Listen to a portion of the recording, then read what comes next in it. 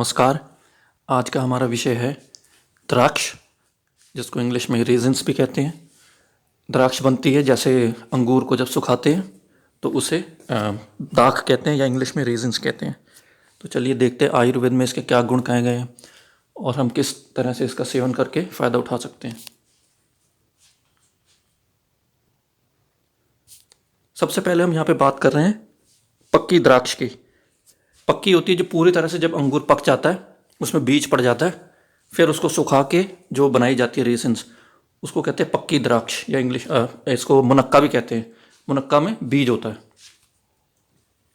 तो इसके गुणों के बारे में जो हमारे भाव प्रकाश ऋषि हैं और जो अन्य ऋषि वे कहते हैं कि ये शीतल होती है, यानी ठंडे नेचर की होती है। ये आँखों के लिए अच्छी होती है, यानी अगर कोई स्टूडेंट्स हैं, बच्चे हैं या जो आंखों का ज़्यादा काम करते हैं, अकाउंट्स का या इस तरीके का, उनके लिए तो ये बहुत ही ज़रूरी है। उन्हें ज़रूर इसका अपनी डाइट में इंक्लूड करना चाहिए किसी न किसी तरीके से। ये पचने में भारी होती है। ये ब्रीहण करती है, यानी शरीर को मोटा करती है। तो यानी जो लोग वेट लॉस करने की कोशिश कर रहे हैं वे इसको ना खाएं या कम मात्रा में ही खाएं या रेगुलरली इसको ना खाएं। ये स्वर शोधक है, यानी गले के लिए अच्छी है, आपकी आवाज़ को साफ करती है। अगर आपका गला बैठा हुआ है तो आप द्राक्ष खाइए। ये कफ कारक है, यानी अगर आपको नज़ला ज़ुकाम वगैरह रहता है तो थोड़ा ये आप कम ही खाइए, कम मात्रा में, ज़्यादा मत खाइए। ये वात नाशक है, और क्योंकि ये ठंडी होती है तो ये पित्त को दूर करती है, पित्त नाशक है। ये शरीर को पुष्ट करती है और हमारी धातुओं को बढ़ाती है। ये खाने में स्वाद होती है और ये रुचि कारक है, यानी खाने में हमारे टेस्ट को भी बढ़ाती है। तो जिन लोगों को भूख कम लगती है तो उन्हें चाहिए कि अपनी डाइट में रेसिन्स को इंक्लूड करें। इसकी चटनी बनाकर भी आप इसका सेवन कर सकते हैं। ये वीर्यवर्धक है, शुक्रजनक है।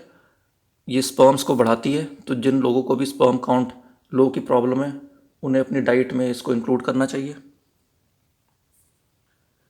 अब एक और इसका गुण है, ये मल मूत्र को निकालती है, यानी अगर आपको कब्ज़ की दिक्कत रहती है तो आप ज़रूर इसका सेवन कीजिए द्राक्ष का। और अगर मूत्र भी आपको रुक रुक कर आता है, खुल कर नहीं आता है, तो भी आप इसका ज़रूर इस्तेमाल करें। ये ज्वर नाशक भी है, यानी बुखार में आप इसको ज़रूर खाएं, यह आपको फ़ायदा करेगी। ये हमारे सांस संबंधी रोगों को दूर करती है, जैसे खांसी हो गया, दमा हो गया, अस्थमा हो गया, उसमें भी ये लाभ करती है। अब अगर शरीर में कोई चोट मोच लगी है उसको भी ये भरने में मदद करती है। क्षय रोग हो रहे हैं, जैसे धातुओं का क्षय हो रहा है या शरीर कमज़ोर होता जा रहा है, क्षीण हो रहा है, तो ये उन रोगों में भी इसका उपयोग किया जा सकता है। ये दाहनाशक है, यानी शरीर में अगर गर्मी बहुत बढ़ गई है तो उसको ये कम करने में भी मदद करती है। अब इसका एक और गुण है, ये श्रम नाशक है, और चरक ऋषि ने भी इसके बारे में कहा है कि यदि हमारे शरीर में थकावट है बहुत ज़्यादा, या जिन लोगों को थोड़ा सा चलने में ही वो थकावट हो जाती है या ज़्यादा दौड़ भाग नहीं कर पाते हैं, तो उनके लिए ये बहुत अच्छी है। ये शरीर में एक एज अ टॉनिक काम करती है, हमें इमीडिएट सोर्स ऑफ एनर्जी है ये। देखिए, अब हम बात करेंगे कच्ची द्राक्ष की। कच्ची द्राक्ष होती है, यानी जो अंगूर है वो पूरी तरह से भी पका नहीं होता, वो थोड़ा छोटा ही होता है, उसमें बीज नहीं होता या बिल्कुल छोटा होता है भी। तो उसको सुखाकर ही अगर हम उसके रेसिन्स बना ले, द्राक्ष बना ले, तो इसको किशमिश भी कहते हैं। तो किशमिश में, और आप देख सकते हैं जो मुनक्का है उसमें यही अंतर होता है। मुनक्का पूरा तरह विकसित हो चुका होता है, उसमें बीज पड़ा होता है, लेकिन किशमिश को अभी पूरी तरह से उसमें भी बीज नहीं आता या बहुत ही छोटा मामूली सा बीज होता है। तो इसके गुणों के बारे में ऋषि कहते हैं कि ये इसमें अल्प गुण होते हैं। देखिए, तो ये मेजर फ़र्क है इन दोनों में, इसके अंदर कम गुण होंगे। तो अगर आपको बाज़ार से कुछ लेना ही है तो आप किशमिश की बजाय आप मुनक्का लीजिए जिसमें पूरा बीज पड़ा हुआ हो। ये गर्म होती है, यानी पित्त रोगियों के लिए अच्छी नहीं है जिनके शरीर में पित्त बढ़ा हुआ है, और पचने में भारी होती है, और ये खट्टी होती है,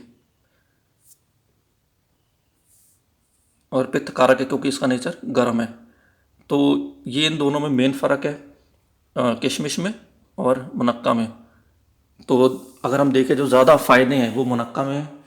तो इस तरीके से हम इस बात को ध्यान में रख के इनको अपनी डाइट में इंक्लूड करें तो बेहतर होगा कि किशमिश की जगह हम मुनक्का का सेवन करें। तो ये थी आज की हमारी प्रेजेंटेशन। अगर आपको ये इन्फॉर्मेशन अच्छी लगी है, आपको जानकारी से अगर लगता है कि फ़ायदा होगा, तो आप इसको शेयर करें, लाइक करें और चैनल को सब्सक्राइब करें। और thank you for watching. Until next video, take care, bye.